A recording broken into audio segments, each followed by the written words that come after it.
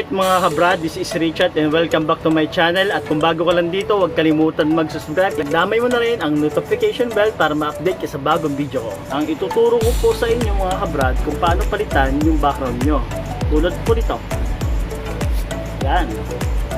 Ito po. At saka kung paano maglagay ng subscribe and notification bell sa baba ng video nyo. Simulan po natin. Let's go!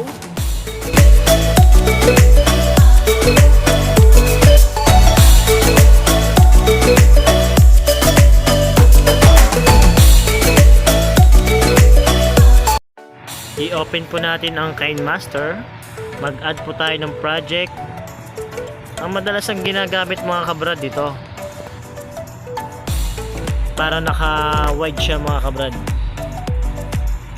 Tapos, pindutin po natin mga kabrad yung media. Maghahanap po tayo ng background po natin. Ito.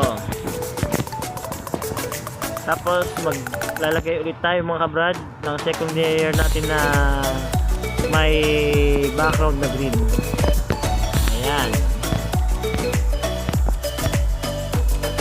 Mga kabrad, take note lang. Kailangan po naka-green background po tayo or plain na background. Alisin po natin yung first layer. Ayan mga kabrad, nakapatong na po yung video po natin sa background. Ngayon, pinutin po natin yung video po natin sa second layer.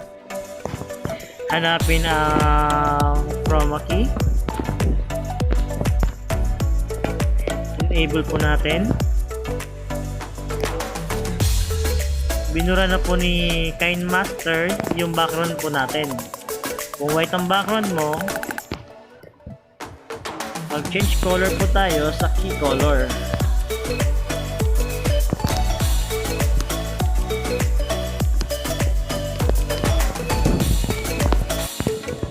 Dahil naka-green na po ang key color natin, i-adjust po natin yung Chroma Key para mawala po yung green na background.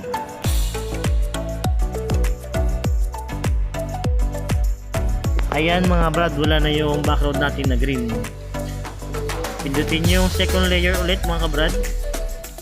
Pwede natin liitan or lakihan. Subukan natin ulit siyang i-play. Ayan mga kabrad, okay na siya. At saka ituturo ko sa inyo mga kabrad kung paano maglagay ng subscribe and notification bell. Dahil nakapag-download na po ako doon, ilalagay na lang po natin siya.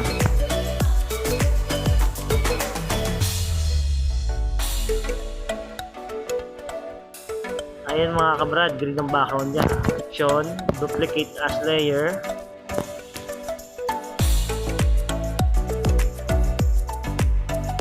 Delete ang first layer na subscribe. Ayan mga kabrad, nandito na po siya sa layer natin, no? Pindutin yung second layer, Chroma Key, enable natin siya. Dagdag tayo ng konti, 30. Ayan. Subukan natin i-play.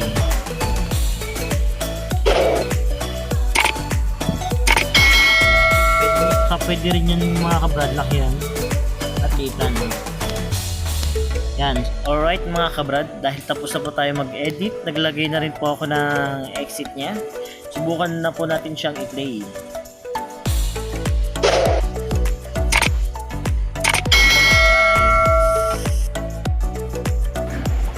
What's up mga kabrad, maraming salamat po sa inyong panonood.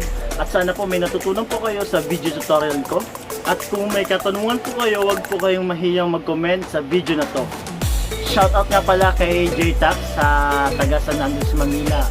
Meron po silang masarap na milk tea. Pwede nyo po siyang i-chat sa Facebook, J-Tax. At shoutout din kay Brian Abad ng Bench Warehouse.